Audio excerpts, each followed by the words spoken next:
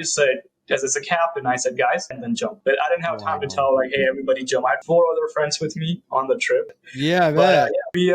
we jumped off the boat, and then his boat was on top of my boat. His engines came out of the water. You can hear them, like when the engines go out of the water. I mean, I still get goosebumps talking about it. Different kinds of cameras. Are there any differences in night vision cameras versus day cameras? Is there differences in like, your cell phone camera versus cameras that go on a boat? So there's different categories of cameras. So you can use camera like engine bay cameras. There's different things you can do on a boat with cameras. And there's also different types of camera. There's night vision cameras, there's daytime cameras, there's cameras that can do both, right? There are infrared thermal cameras. How long do you think it is before the technology gets to the point where, let's say that there's a camera on the boat and that links in with the autopilot? Yeah, the technology is kind of almost already here. It just needs to be implemented, and it comes down to who can implement it, properly. And Welcome to Boaters Podcast. Today we're going to be hanging out with Drew. He is the founder of Boat Eye 360, which is a company revolutionizing the night vision and camera space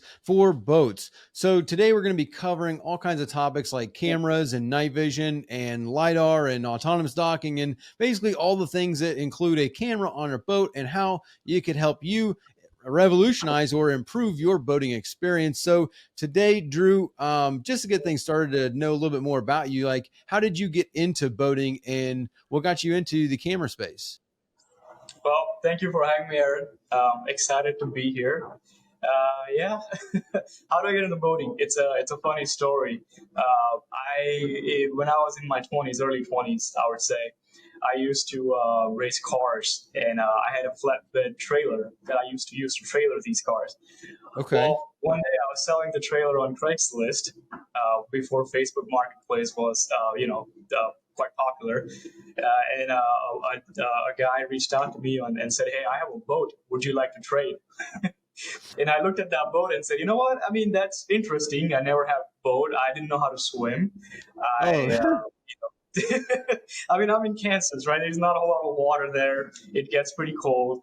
So he's like, you know what? Why not? The boat looked good. It was a bow rider. And don't ask me which brand because I don't remember which brand it was. But it was pretty old. It was probably from 90s and or 80s. And it was a bow rider, inboard, outboard. And yeah, next thing you know, I waited till it got a little bit warmer and I'm on the lake having fun. And no looking back since then. awesome. Awesome. So, I mean, you got a boat on trade from racing cars, but how did that spark into like the camera space? Like how did that come about? Right. So that's a. I mean, there's a huge time frame in between, right? So I got into boating and I got into fishing, and then started going out to sandbar. I mean, we moved to Florida, obviously, from Kansas, and I mean, this is paradise. We moved here basically for boating because we liked boating so much in Kansas, but we couldn't do boating year round because of cold and snow. So we Mm-hmm. moved here and bought my first boat, started going out, started learning how to see the channel markers and all that good stuff. And uh, one day I had a boating accident, and that's how I got into the cameras. But there's a lot of detail there, but that's a high level overview on from just recreational boater fishing and just going out with my girlfriend and enjoying sandbars to hey, I had a close call, almost died offshore. I need something that can help me go out at night, and couldn't find anything, couldn't afford it, and then ended up making my own, and here we are, a couple of years later. Wow. So when you say an accident, what do you mean by that? Are you comfortable telling that story? Like, is it night vision? I'm guessing it happened at night offshore. Do you want to share that or? Yeah, so actually it happened during the day. So I won't go into super details, but basically we were fishing offshore. We went out like 35 miles that day to fish, and then on the way back we stopped at 20-mile mark because some of my friends wanted to fish a little bit more before we called it a day. It was getting late in the evening, so we stopped. We were fishing at this. It's like 20 miles from St. Petersburg in Florida, and we were on anchor. Just I'm cleaning the boat, getting my fresh water out, just wiping it down. The guys were still one more drop, one more drop. You know how that Yeah. goes. So one of my friends said, "Hey, Drew, there's a boat coming our way," and the boat was in the distance. It is clear skies, calm waters, just full visibility. Right, the sun's Right. still up, And I said, okay, yeah, sure. He's probably wants to just, fish next to us, or maybe he wants our spots. Or I joked about, I said something I remember. I just laughed it off. And I went back to cleaning. Well, yeah, I don't know, maybe another 10, 15 seconds goes by, and my friend goes like, Drew, no, he's really coming towards us. And so I look up, and I mean, this boat is on plane, the bow is up, full speed. So I grab my horn, we're all yelling, we're all honking, and no response. So I just said, as a captain, I said, guys, jump. I only had maybe like few seconds to say that and then jump. But I didn't have time to tell like, hey, everybody jump. I had four other friends with me on the trip. I mean, I still get goosebumps talking about it. Yeah, I bet. We jumped off the boat. The boat ended up hitting the boat, and then his boat was on top of my boat. His engines came out of the water. You can hear them like when the engines go out of the water. We were all like, when I jumped, I tried to go as deep as I could. I dived, and as I was saying earlier, I'm not a good swimmer. I didn't. My parents didn't really taught me how to swim growing up. We didn't really have much water around us, so I always wear a inflatable life vest. And to be honest, that's what saved my life. I jumped and I pulled the string, and that thing blew up. And I mean, I came up like a dolphin. I just walked right out of the water with all that air. And yeah, I mean, nobody got hurt. Luckily, everybody jumped on perfect timing. Like we had one guy on the boat. It was his first time offshore. It was a friend of friend, and he was actually seasick on top of that all day. So I mean, I just feel bad for this guy. He was seasick. He was laying around all day. He wasn't fishing. You can tell on his face he wants to go back home, right? And he finally like was excited. Like it was the weather had calmed down. Water was flat, and he's like, well, you know what? I'll drop a couple more times and see. And sure enough, as soon as he comes out to fish, I have a little walk around. There was a little bed down there, and he comes out, and this happens. But he was the last one to jump in the water, and he saw propellers going by his head underwater. Oh my goodness! So, just to give you an idea how lucky we got. I mean, and there's pictures about this that you can pull it up on the screen. But I mean, the boat, it literally broke the T-top tubes. Like the whole T-top got destroyed. One of my engine got destroyed.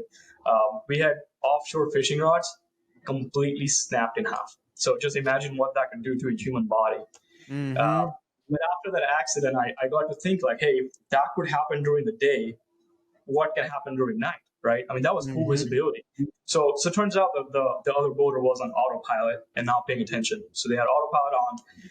I don't know what they were doing. We never really, found out. But he did stop. He did turn around, and he did. So when the boat hit my boat, after it got on top of my boat, it fell back down because of all the weight, and then it still kept going because his throttles were still up. They all fell on the ground, so they had to get up and slow the boat down, and then turn around and come back. Right. So we had EPIRBs go off, we had PLBs go off, radios, and I'm so happy I had all the safety devices on me. And to the viewers, if you're watching, I'm telling you, if you go up for EPIRB, life vest, wear the life vest if you can. I mean, if people say, oh, I can swim, well, guess what? If in an accident, if you get hurt, you can't swim.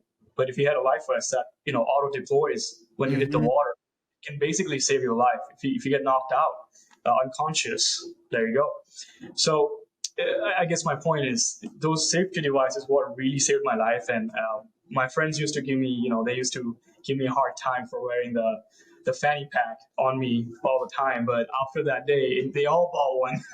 And they're all and we had one guy who sadly he's done fishing. He's never the guy who it was his first time offshore. It's his last time offshore. He's never going to go back on the water. Yeah. We were trying to change his mind, but we'll see. He has wife and kids, and you know how that goes. It's not quite comfortable after that day. So that's my story, and that's how I started the camera company. Because I after that I wanted to buy a camera, and I couldn't afford one. The camera I wanted was $14,000, and at the time my boat was $30,000. So financially, it didn't make any sense to buy a camera that's half the price of my boat. Yeah, there's a lot to unpack there. That's Sorry, I just kept Yeah, you kind of got so I mean, you got the one guy his first time on a boat goes offshore and gets seasick, then gets run over, and then yeah, like that's crazy there. And then I mean, you really got the safety aspect of this because I think in Florida you got a lot of people like yourself. They come from Kansas or New Jersey or Ohio or whatever. That's like there's the boating scene's much different. Like when you're out on the lake, it is it's it's not near the same type of boating or as dangerous as it is whenever you go offshore. Like going offshore is a completely different world compared to going on the lake where, you can swim to shore and it's like instantly there. But But that's, you have cell signal first. I mean, it's on the lake. Most of the lakes have cell signal, right? So it's a mhm. quick phone. Yeah, yeah. Quick phone call. I don't think there's a lot of people running autopilots on, on the lake because it's, you're always winding and curving. So Right. there is no, autopilot. Whereas offshore, there's so many people that they put it on Yeah. autopilot and then they just step away and like that, like take a nap. Like it's like, autopilot's awesome, but you still have to be like, Pay watching where attention. you're going. Like it's Right. extremely dangerous. I can't that is crazy. So okay, so the accident happens, you're into the safety gear, you think about the cameras. um let's get into cameras a little bit more. Like let's do a little more details about like different kinds of cameras. Are there any differences in night vision cameras versus day cameras? Is there differences in like, your cell phone camera versus cameras that go on a boat? Is there like specific technology there? Could you break down like the different types of cameras that people get on a boat? Yeah, definitely. So there's actually a lot of different types of cameras, but we can kind of focus on the few popular ones, right? So you have your night vision cameras, you have your security cameras on the boat, and then there's cameras for docking or backup cameras, I would say, and then there's different categories of cameras. So you can use camera like engine bay cameras. There's different things you can do on a boat with cameras, Mm-hmm. but and there's also different types of camera. There's night vision cameras. There's daytime cameras. There's cameras that can do both, right? There are infrared thermal cameras. So just to give you a little bit in depth on the different types of cameras, we have full color night vision cameras, which is what we have. And then there is thermal infrared cameras, for example, FLIR. So forward looking infrared, that's what FLIR stands for. The Okay. difference is thermal cameras, they work on heat signatures. So basically, it looks in the water and kind of like measures the heat of the object and kind of draws in very very simple terms. By the way, I'm not expert enough to really go in the detail, but I'll give you a high level. It basically looks at the temperature difference between the objects and draws a picture around it. So the Mm. hotter the object is, the brighter it's going to look on the screen. Or you can create different color palettes with FLIR, I know, and a few others. But at the end of the day, it's a black and white image, right? So it's really good for like search and rescue sort of thing. So if somebody falls in the water, your body is so much warmer than the water, so it will show really nicely on the camera. And that's what almost all the Coast Guard, all the law enforcement uses for that reason, because it's really easy to spot somebody in the water even during the daytime because of that Mm-hmm. temperature difference. We focus on full color cameras. They're low light cameras, so they work on starlight and moonlight. So these cameras are full color. It's not black and white. They're higher resolution than most thermal cameras out there. And then they have a couple more features that really helps you navigate at night. So they're really nice to navigate in, especially like inshore, near shore, where there is enough ambient light pollution from land. Uh, Right. it helps you see the channel markers and trap tracks and stuff like that. But that's sort of the big differences between the two. One's full color, one's black and white. One's work on heat, other one works on just low light. It just amplifies that light to show you the picture. It's not anything like, a regular camera because it sounds like it's more of like an imaging producing type of thing, like almost like radar, where you're kind of like either thermal or infrared or whatever. That's interesting. How is it that it gets color when normally it's supposed to be black and white? Do you know that? That's Mhm. Yeah, so our cameras are more close to your cell phone cameras. So the sensor is CMOS in there, which is what basically your phone has. But it's a little bit different type of hardware. And then what really does the magic is the software behind that camera sensor, right? Uh, these our cameras can see a little bit in the infrared spectrum, which the human eye cannot, but the camera can. So the base technology is pretty much the camera sensors we have for a webcam or your phone or your camera. Where and the same thing goes for the thermal too, but those cameras look in a different spectrum basically. So Mm-hmm. it's slightly different, but at the end of the day, it's very similar to what you have in your phone. The way I put it is just like you know. It, it's a camera on steroids. So your phone has a little bit of night vision. I know with the new Apple and new Samsung phones, basically any new smartphone, if you notice at night, it does look a little bit better on your phone than a naked eye. So it does a little bit of night vision, also. So we just do the same sort of things, but on a much higher level, basically. Okay. Okay. Now, is this pretty much kind of like newer tech, or like is this how long? Because I'm trying to think of the first time I saw a lot of cameras starting to be put onto boats. Like, I don't know, maybe probably like almost 10 years ago was when the first time I saw people using cameras like in the bows of the boats. So like you'd have like where the bow pulpit is, there's like some of them have bow shields. Right there, they'd build a camera into that and you can like hook it up to your MFD. Is that kind of like the similar technology, or is this kind of like this is where it's at today and back then it was different technology?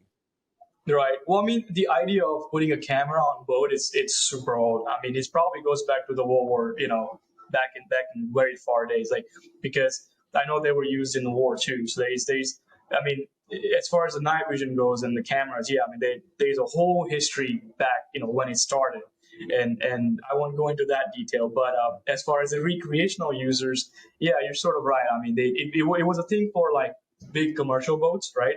And then it started Mm, gradually coming in the recreational boating world. And then yeah, I would say like probably was really famous with all the sport fishing boats, all the big yeah. yachts and then the technology got cheaper and cheaper, and basically now, an average boater with the 25 footer center console can afford it to install this on Mm, their boats. Also, the cameras got smaller and smaller too, so in size, and then all the MFDs came from all these different manufacturers that allow you to connect the cameras to them. And so yeah, now we're in a day where almost anyone can and get a camera for their boat. Just depends on what their use case is and what their application is. right, right. So now it's like, us poors can finally have the nice, cool technology on our boats. Yeah, you can say that. Yeah, I mean, how they say bust another thousand, and Yeah. that's kind of what the pricing we're shooting for, right around that thousand is what we're shooting for, that so that it's affordable for everybody. I know when I say affordable, $1,000 is it's still not affordable to a lot of people, but Yeah. in terms of boating, I mean, I hope it's everything's pretty much $1,000 nowadays with around boating, and I'm gonna get some heat for saying that, but you know what I'm saying. Yeah, yeah, 100%. It is everything's expensive right now. So yeah, it's like I mean, yeah, bust out another thousand is finally like a true reality. Whereas for, yeah, you might break something, it's $100, you fix it. Now it's kind of like, Right. oh snap, like to do something on the boat, yeah, it is like $1,000 for every little thing on there. So Right. Well, that I remember like buying two strokes Yamahas, for like 1,000 or so, and then you spend a couple hundred mhm. bucks here and there to maintain them and keep them running, and your mechanic is happy. I mean, those days are gone. I mean, every trip to a mechanic is like anymore, it's a couple $1,000. It's not even thousand Mhm. anymore. So totally. Mhm. Yeah, yeah. So as far as integration goes with the cameras, then is there do most MFDs allow just the use of cameras, or like how is the connection there between say a camera and the MFDs and being able to use it? I guess the MFD is just a display. So is there any kind of special thing there, or is it pretty much standard where you can hook it up to almost anything? I wouldn't say anything, but I would say most of it. So most MFDs, they have a video input behind them. Now, different MFDs have different video input ports. So you have an Mm, HDMI port, you have an Ethernet port, you have an analog. RCA, some people call them BNC on the Garmin side, or the TVBS is another word for it. But it's basically an analog video port. So there's a couple different types of ports on an MFD, and for the folks who don't know, it's a multi-function display, basically your chart plotter. Mm-hmm. Garmin, Bruno's, all the big brands. So yeah, it depends on the model that you have. It may have a different input port, and then same goes for the cameras. Different cameras have different outputs. So our cameras, we have HDMI and RCA output, but then there's also IP-based cameras, which is FLIR and a few others, where the video actually goes through the Ethernet port to your chart plotter. So it just depends, which model you have and which model you're getting. So definitely you want to verify that is compatible with your chart plotter. It's. Yeah. I wonder, how much do you know about the technology and where it's going? Because kind of going back to your first story there, this is just something I was thinking about now, outside of all of our questions that we do want to cover, but I'm thinking about the accident, the autopilot, and the reality of how long do you think it is before the technology gets to the point where, let's say that there's a camera on the boat and that links in with the autopilot to where it can detect an object in front of, the autopilot to sound a warning or take it off autopilot, or, disengage the boat that brings it back to idle, or like, I'm thinking there's some way to use AI or like technology in general in the software with the camera to detect an object to the point where it can, eliminate this issue that we've seen. I'm sure you've got tons of stories. We might even get into some stories of different boating accidents where people are not paying attention on autopilot, whatever, and boom, they run, they hit somebody. Right, definitely. So yeah, the technology is kind of almost already here. It just needs to be implemented, and it comes down to who can implement it, properly, and cost is obviously another factor. I kind of compare this to how Tesla started, right? When Tesla first started, their autopilots were very simple. Like you had to still pay attention, you had to still put your hand on the steering wheel. It didn't do a lot of the things that it does now. Like now, 4 or 5 years later, they can pretty much self-drive. So you can literally put the address and say, I want to go here, and the car will take you there, right? And I think we're in the same process with boats, where the early stage is already started. So you already have, like some sort of warning. You have some of these companies who are, already integrating AI into their cameras. And here soon, once all the hardware starts talking to each other, right? So if you have a Garmin autopilot, in theory, my camera would have to talk to the autopilot for it to know.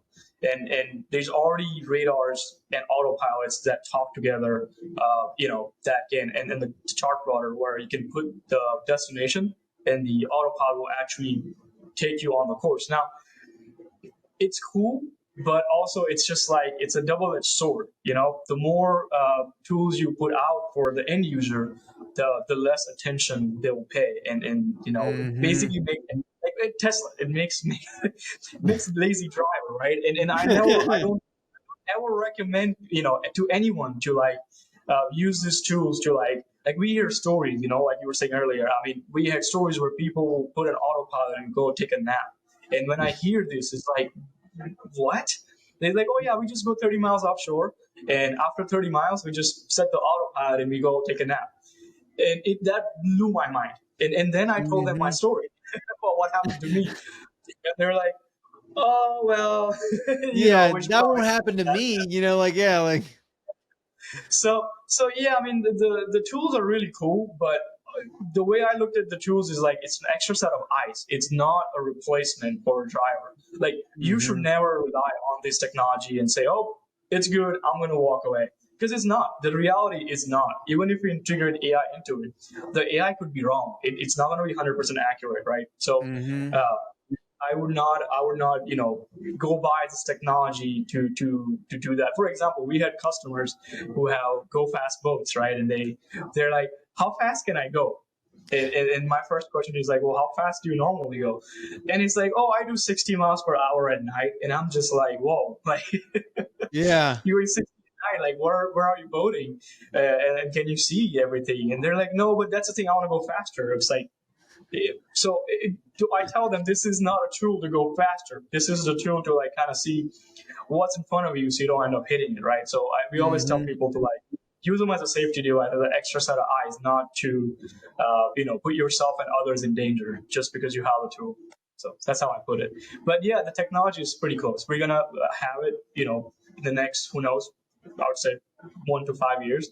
There's already Hmm. few companies doing it with AI. There's already few autopilot uh, companies out there that are innovating, and obviously we are innovating too, as a part where we can integrate AI in our cameras and do all sorts of cool things.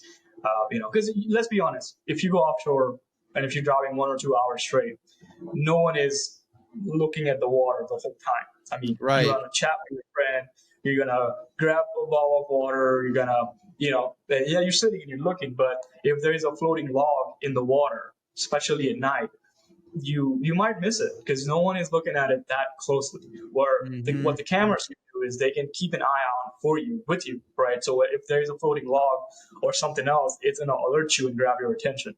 So that's sort of Hmm. our goal, basically. Increase safety so we have less accidents in the water. Yeah, I like that they're the alert function of it. I'm trying to not take us too far off of track here, but I'm thinking of what I saw. Like I think I saw um, one of the guys in our school community, Hazim. He's really great. He sent me a video of, I think it was a Lexus and a Tesla, and they were comparing the differences in the technology and, like, older versus newer. And like the Lexus, I believe, was using LiDAR, whereas the Tesla is only using cameras. So Mhm. do you, how can we have that discussion as far as like the way the LiDAR was working was way more proficient, but like you're talking, speed comes into play here. If you're going 80 miles an hour, the detection of an object using, like, a camera, depending on the proficiency in the hardware, like in the ability of the camera to detect something at 80 miles an hour, is going to be, I mean, like, and then is it raining? Is it foggy? Like, that was kind of the thing that I looked into, was like, I was like, wow, like the cameras, when it was super foggy, or it was like let's say the sun is setting down like on the horizon and the camera's like looking into the sun, like those kinds of factors, heavy rain, whatever, can affect this tool's ability to detect an object or whatever. So, I don't know. I guess if we're talking about the infrared and the thermal wouldn't really be affected by any of those features because it's literally detecting thermal, but it's not going to detect a log or, something that's floating, which, I mean, most people know, but maybe a lot of people don't think about it. After there's a big storm, which happens quite often, like if there's a big rainstorm, thunderstorm, whatever, like it stirs stuff up. Like it might knock a tree over. Now you got a tree floating. It might knock, like we've seen all kinds of stuff offshore that's like, how'd that get out here? Like you're like, wait a minute, and you Yeah, drive by something that's completely like, why is there a Weber grill floating out here 40 miles offshore? So like yep, those kinds of things.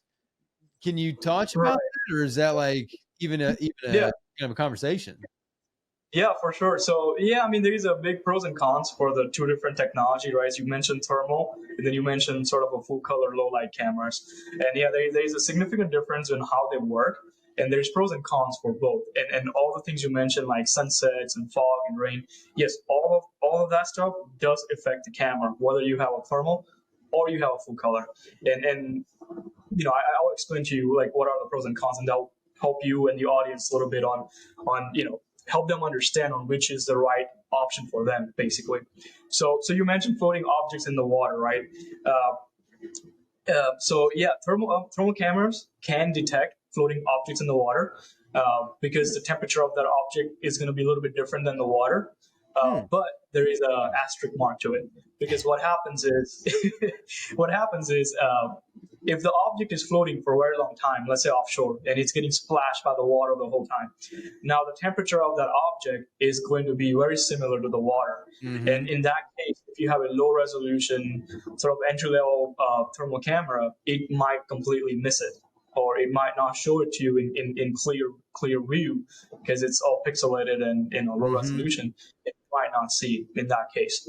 But if there's an evening when the sun just set down, now everything has a great temperature difference from the water. The sun just got down. So everything's going to look much better in the evening and mornings versus like 3 in the morning when like the temperature starts flattening it out throughout all the objects. So it's harder to see some of those floating objects on the thermal camera.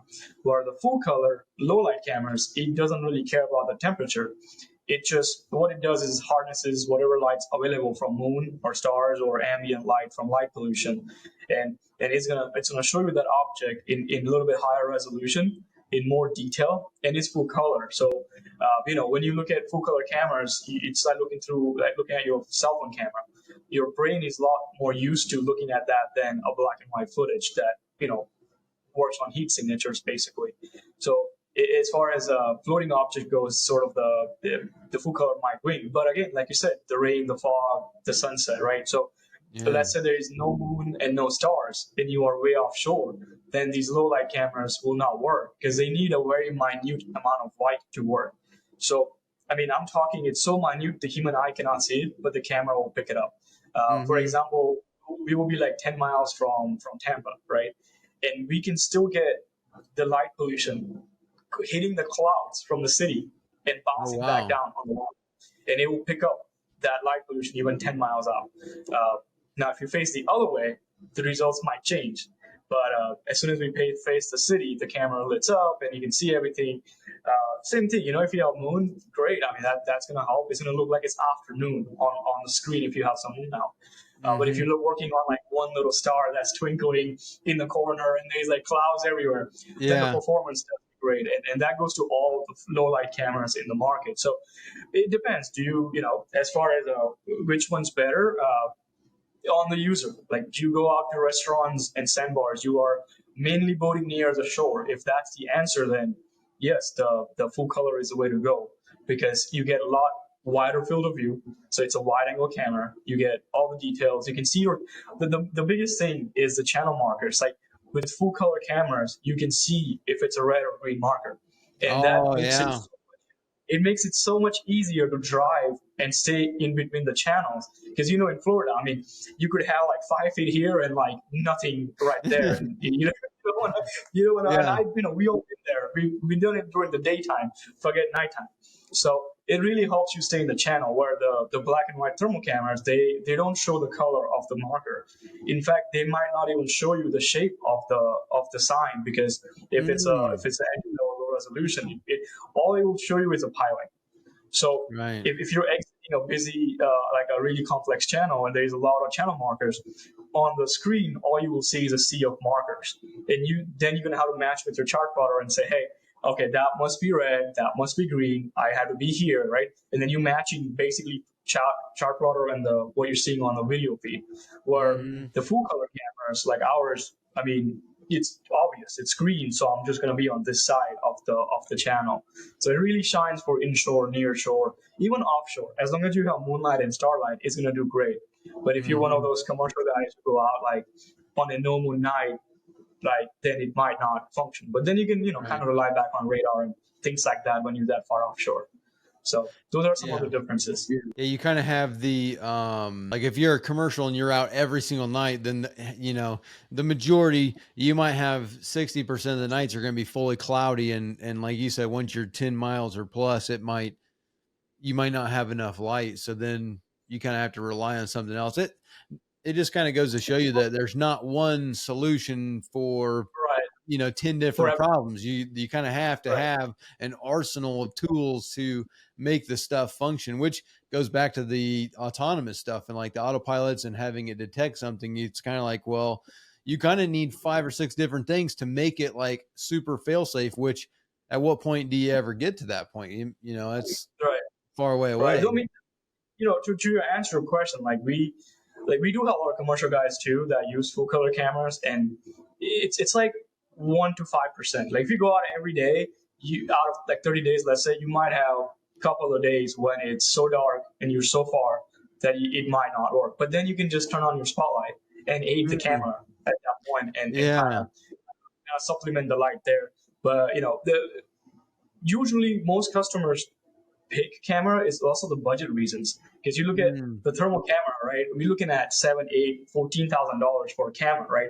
Most people wow. can't afford those, and that's when I started. When I started looking for cameras, yeah, there were a couple that were like $4,000, but I'm sort of a I'm into specs. Four So I grand wanted is the still best. 4 grand. Yeah, so I was like, well, I don't want this. I want a little bit better. And then I keep adding stuff to it. It was $14,000 by the time I figured out that's the one I wanted, and that's why I started the company. Was like, you know, there's a whole market out there that's kind of left out, because and I want to target those folks so they can be safe on the water, right? So Hmm. a full color camera is like, it starts at $1,200, like for example, and 1,280 to be exact.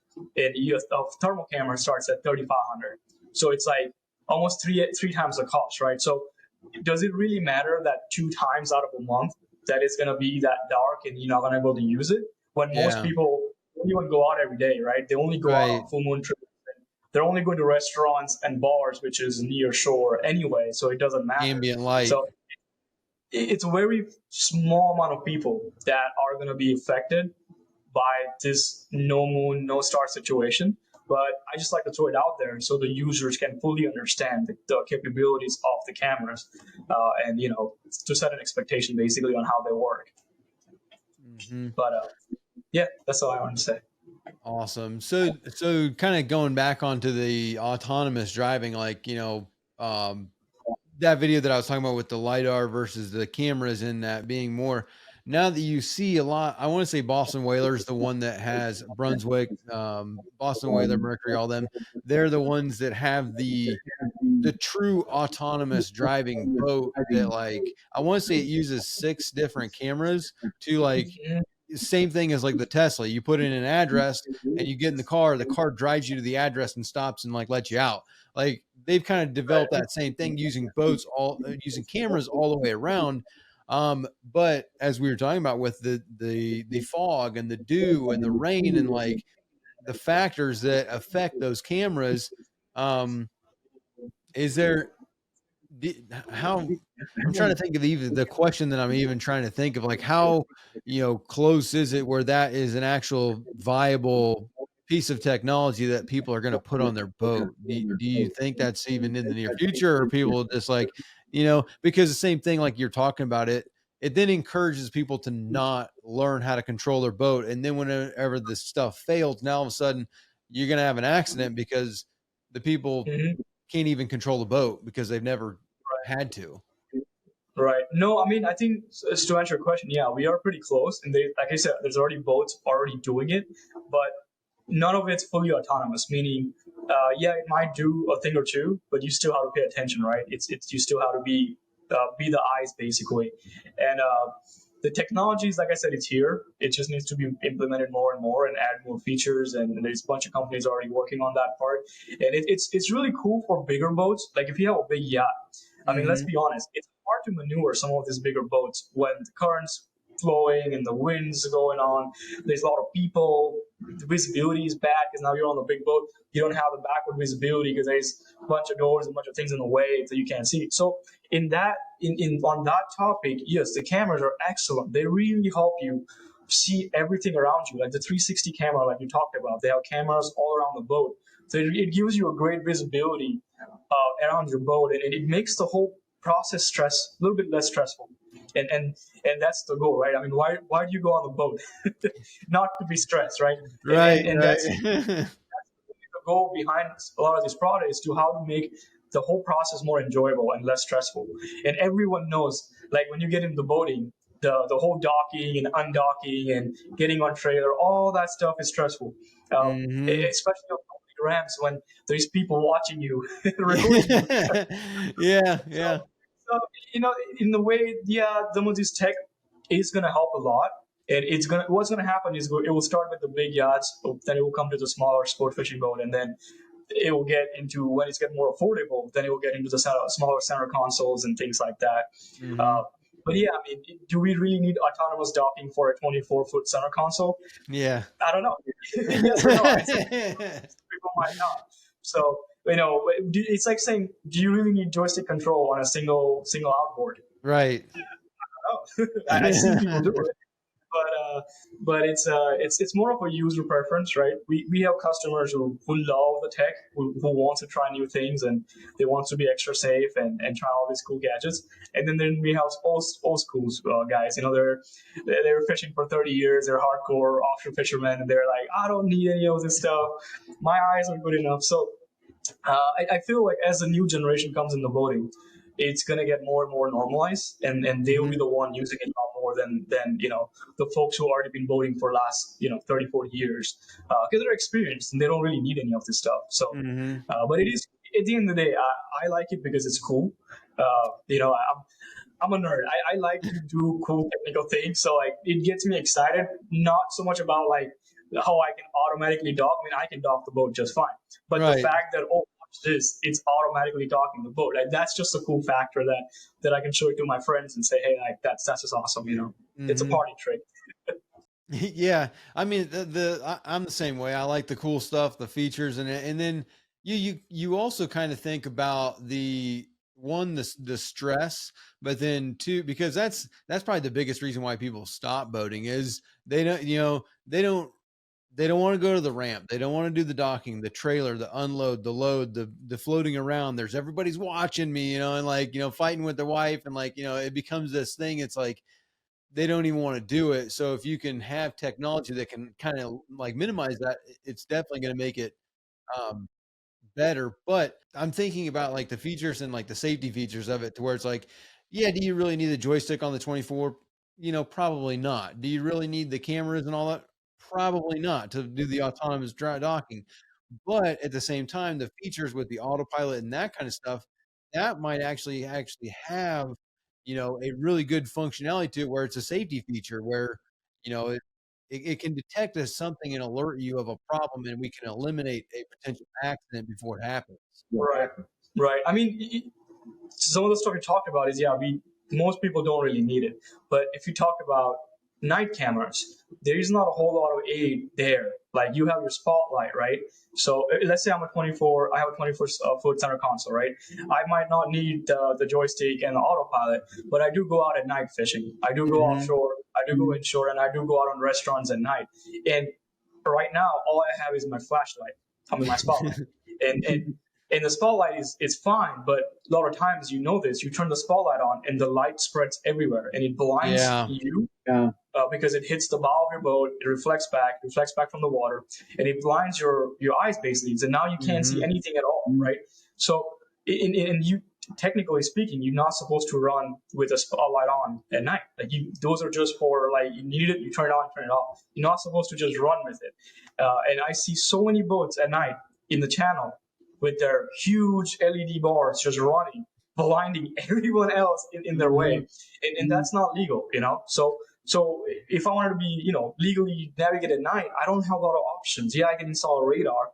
The radar might not pick up the floating objects, right? And it might give me the radar ping, so it might show me a red little circle that says, hey, there's something, but it's Mm-hmm. not going to show you what it is. So to me, it's like a night camera, an entry level night camera, can be really useful for a guy who wants 24-foot center console. Because now he can go out and see all the channel markers. He can see other boats. He can see if there's a kayaker, fishing in some mangrove channel, like in the corner. He can see all that. And I feel like that makes it really safe. So, like, some of the other stuff, maybe people will use it later down the road, maybe a couple of years from now when it gets more affordable, and maybe it will come factory from a lot of these manufacturers. Mm-hmm. But Right. I feel like, as far as like the night vision cameras, in that sense, those are like already going sort of viral, and a lot of people are buying them and using them, especially after all the accidents that we hear in the news lately about, Mm-hmm. people hitting markers and other boats and things like that. So that, we try to hit that low hanging fruit first, and so that's what we're doing, because it's more practical, right? The other stuff you talked about is more of a cool party tricks, for at least for the smaller boats, and then it's more useful on the bigger vessels. So, to answer your question. Right. Yeah, I think that's exactly what we're going to see. Is it's going to be a progression of going from the the big boats to the smaller boats. But we talked about the cars and stuff and how it integrates there. Boating is completely different because when you think about a car, like you buy a Ford, you buy a Chevy, a Toyota, whatever, you buy Dodge, you buy a Tesla. Everything in that car is built from them. They put it all together. It's all their stuff. Like it's, boom, it's done. They have control over everything.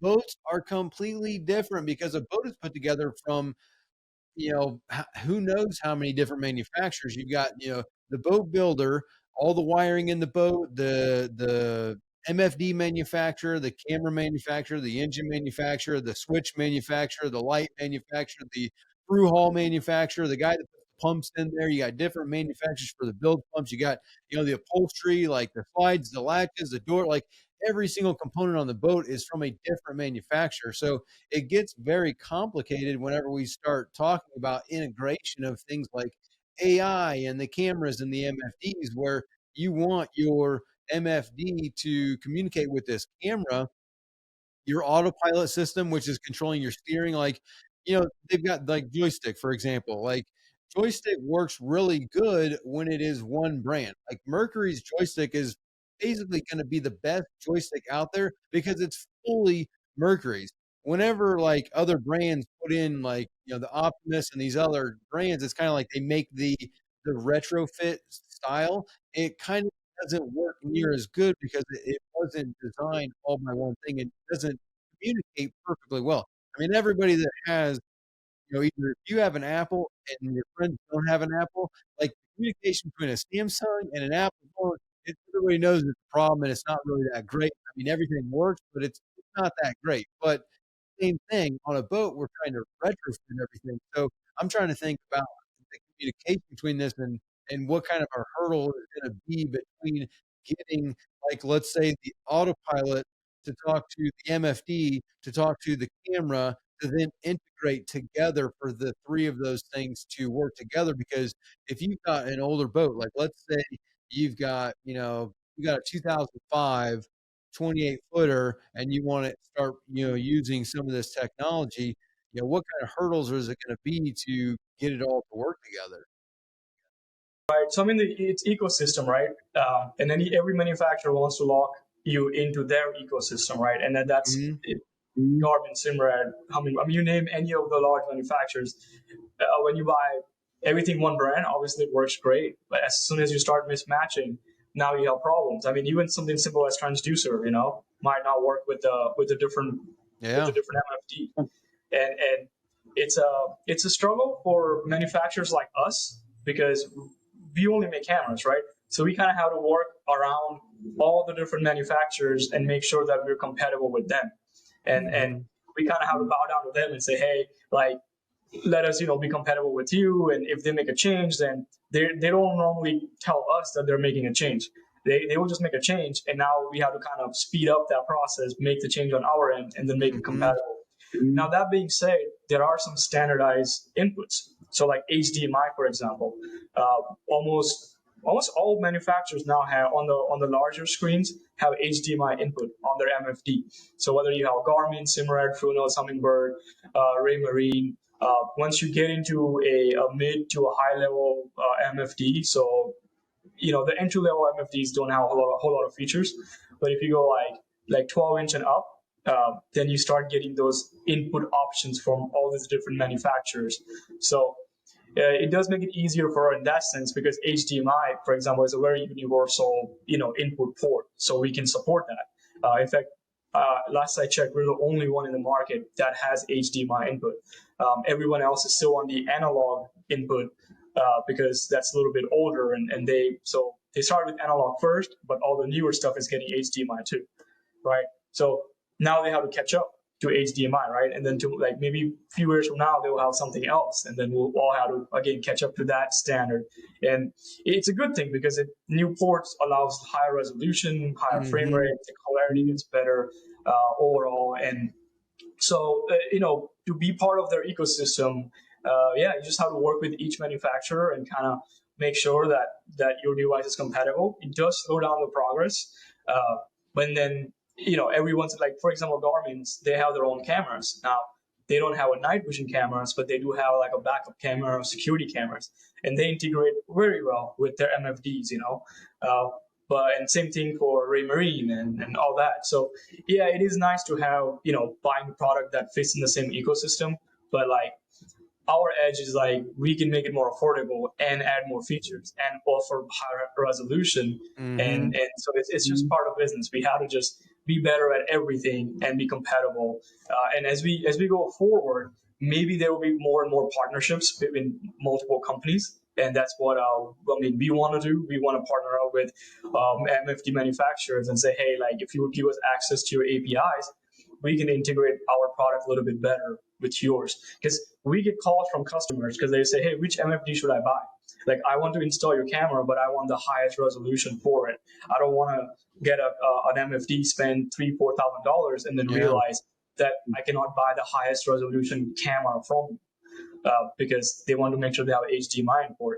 So we just recommend the ones that we like and say, hey, buy this. We know for sure it works. It's gonna have a nice 1080p resolution. Heck, we even support 4K in some of this stuff where it can go on the brand new Garmin screens, like their 4K screens. So we're working around that where our cameras can display 4K, which I think will be awesome because most cameras are still below 720p in the market. So to jump from 1080p to like 4K, it's completely overkill and it's really not needed. But it's just that cool factor that it'd be nice to have that on a larger screen. Like I know we have some customers with like big Vikings, and they have large like 60-inch TVs installed like in their boats. Mm-hmm. And so what they did was they plugged in our camera because it's an HDMI output, like you can plug into any TV. And they ran one cable to each TV and their chart plotters. So when they go out at night, all their friends are like downstairs looking what's outside, like it's afternoon on the TV. So it's just more visibility. So like everybody's keeping an eye, not just the captain. Because these guys are doing long runs and people get tired. So it's not only a party trick, but also a really cool way to like have extra set of eyes, and because they can see on all the TVs. And then of course people see it on that boat, and then they call us. We're like, I want the exact same setup on my boat, and the story continues. So so yeah, compatibility it's a big thing, and we are compatible with almost every chart plotter that has video input ports right now, and hopefully hoping to get better and better as we work with other manufacturers and make that easy. Same thing for autopilot. It'd be cool to have autopilots work with different radars and different MFDs and different things, but the reality is it's not the case for most part. Like if you have a Garmin autopilot, you can see that in Garmin MFD and it's awesome. But if you have a Simrad MFD and if you have a Garmin autopilot, that compatibility is going to be not as good. Yeah, that kind of makes me think of, this is a little bit off topic actually, but I was thinking like, the storm factor of like how things are always changing. Like, can you see submerged items in the water with the camera, or is there pretty much you just need, is there kind of radar or something out there that can see submerged whatever? Maybe there's a tree or something that's like submerged a foot below the water. Is there a way to see that? Sonar, like maybe forward-looking sonar, because sonar can see underwater, right? That's how we get our depth and fish and all that. As far as cameras, radars, they can, even thermal cameras, they can only see semi-submerged object. So as long as it is floating, you can see it. Anything underwater, not really. Maybe, like I said, forward-looking sonar, but I don't know if there is a such thing. Maybe there is. It's not common. You would have to mount it in a way where it's like your side scan, but for forward, if that makes sense. Yeah. And maybe that's one way to do it. But the thing is, if you're going 30 miles per hour, it's going to have to look so far ahead to alert you about that. Because what's the point of like, hey, there's something done. Like you already hit it. Like it's too late, right? Yeah. So like our cameras it can see miles down the water. Like we could see a container ship 12 miles out at night. Before the human eye can even see the light from the container ship, the camera picked it up, and it was going in and out of waves. So it looked like it was flashing. And I remember, like in the testing, we're like, "Is that a UFO? What is that thing? Why is it?" Because you see this giant container ship, and imagine all the lights are just flashing, like in and out. And it was just waves because we're so far away. And then, like, I put it on my plotter, and we were heading back anyway. And we measured it, and it's like, sure enough, like a few miles in, we can see with our naked eye too. We're like, oh, that's a huge container ship. But the fact that you got got to see that 12 miles away from the ship. I think that's pretty cool. You don't even need that much, distance in between. But if there's even a minute amount of light, it can see that, and maybe there will be something that can see underwater in the future. Maybe if someone's listening to this podcast, there you go, new idea for you to start researching on. It can really change the game if somebody can figure that out, because it is a big problem, right? Hitting ground it's a big problem. So Yeah. but usually radar and cameras are great for floating objects, land. That, I mean, we can see jetties, we can see like sandbars if they come out of the water. There's videos that you can kind of overlay on us and show what that looks like so the audience can see. But yeah, it definitely see a lot of that stuff just fine. Right. So how easy is the installation? Like, is it, you mentioned the HDMI. So it's pretty much, we got to have power to the camera, and HDMI that plugs into any MFD. Is any of this communicated on the NEMA 2000 network, or is this just strictly, is there controllers involved, or is it strictly a camera, power to the camera, HDMI to your MFD? Right. So it's strictly just camera. And I'm talking about just us here. It's strictly just the camera and just power and video cable. We didn't want to add a bunch of different boxes, just simple installation. So for Aaron, I don't know, 10 minutes for you. You install. For an average guy, I would say it depends on a boat. So if you got the hardest part is running the cable in the T-top. So you have to run the cable in the tubing if you have a center console, right? Or if you have different kind of boat, let's say a cruiser or something, just routing that cable is the hardest part, because if you have pull strings already in place, then it's easy. You just tie the string and pull the cable, and then you're done. But you know how hard it is to fish the wire to some of these tight spots, and especially when there's turns and bends and things like that. So that's the hardest part, but everything else is pretty easy. You have power and ground that you can grab from anywhere in your boat, a fuse box, a switch, uh, navigation lights, things like that. You can grab power from, and then the video cable just goes to the MFD directly, or the screen. That's the other thing. We also have an external screen that we sell, because not everyone can afford a high end multifunction display unit. Because you know how much they cost. I mean, a Garmin with an HDMI input is going to cost you like $2,500 to like $3,500. That's entry level we're talking, not even the good stuff. So we have a lot of customers that they don't want to spend $6,000-7,000 just in chart plotters on their boat. So for those people, we have an external display that we sell for $200. And that's a lot cheaper, and it's marine grade. It's not a bad display. It's actually very well built. It's fully waterproof, marine grade, and so they can just run the HDMI cable to that screen and install that screen either on their electronics box or on their dash, or just like where the chart plotters go if they have extra room there. So there's but long story short, it's just two power and ground cable and video cable. So that's fairly simple, other than running the cable itself.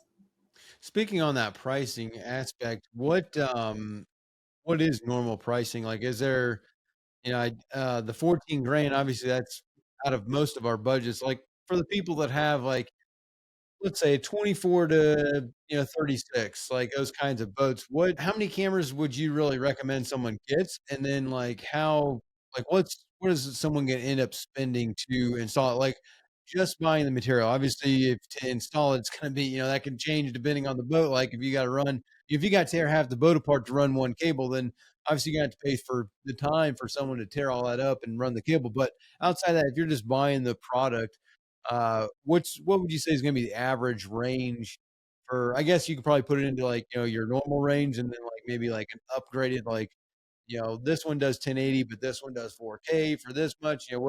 What's someone looking at that price range? So the most like average cameras that are full color are gonna cost you like 1,200 to 3,500 bucks. Mm.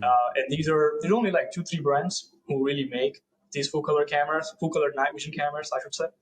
Uh, and it starts at the low end at $1,200, 280 bucks, which is what our entry level camera is. It's very simple. It has an RCA output.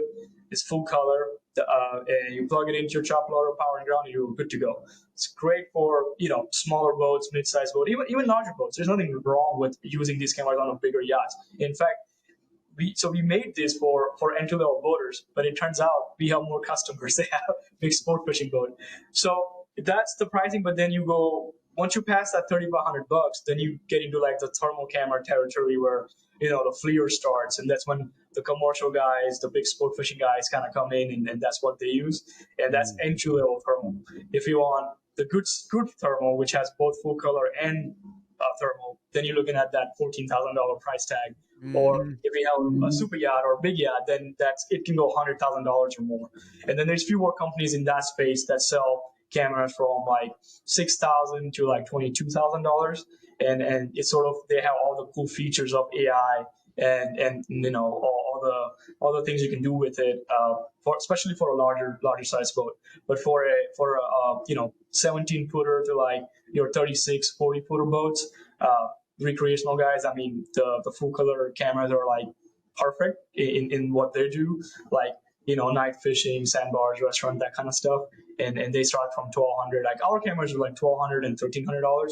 We're on the low end side of things, but there are other full color cameras from other companies that are like 2,000 to like $3,500. And as far as the resolution goes, the 1280 dollar camera is it's analog video, so it's a little bit lower resolution. But then if you spend $100 more, you get a HDMI version, which is 1380, and that gets a 1080p HD.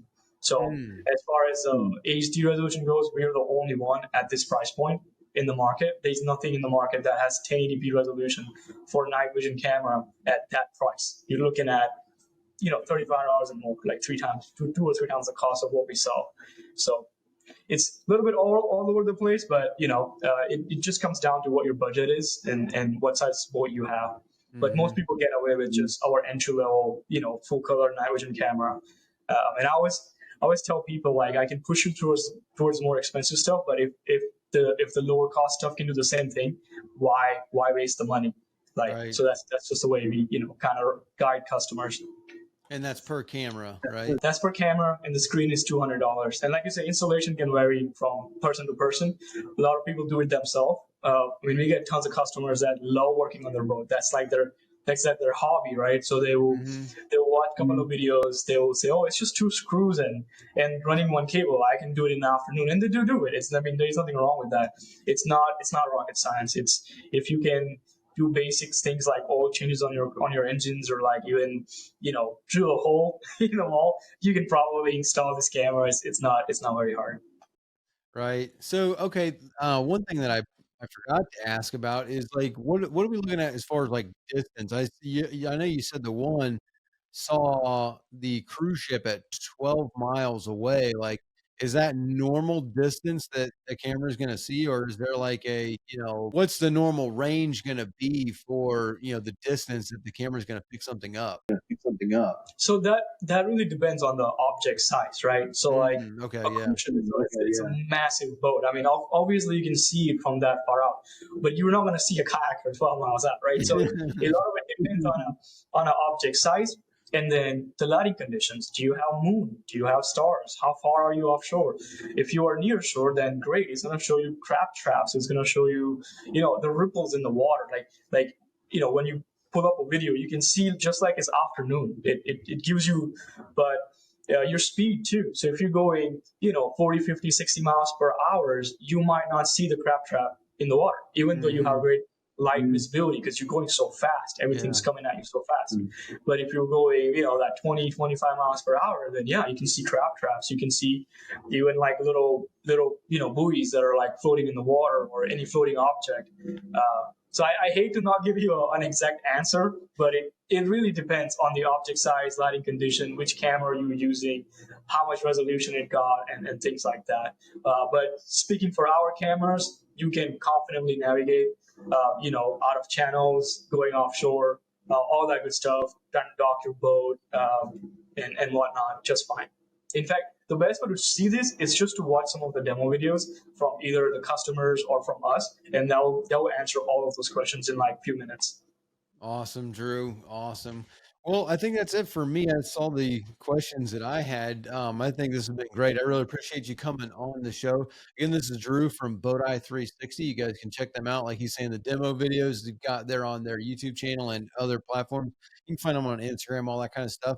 Other than that, everybody have a great week. Thank you, Drew, for coming on the show. Nope, thank you. Thanks for having me. This was fun. And if you have any questions, put them in the comment and I'll try to respond. I try to do this more because I want to educate more people out there about safety. So, always, guys, have your EPIRBs, Life Vest.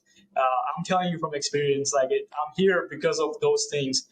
So don't take it lightly. And if you can't afford anything, obviously that's fine. Just focus on the basic safety and start somewhere. Because I see a lot of people out there running fast at night and not paying attention so that's my goal, to spread awareness. So what happened to me doesn't happen to somebody else. That's our goal at the end of the day.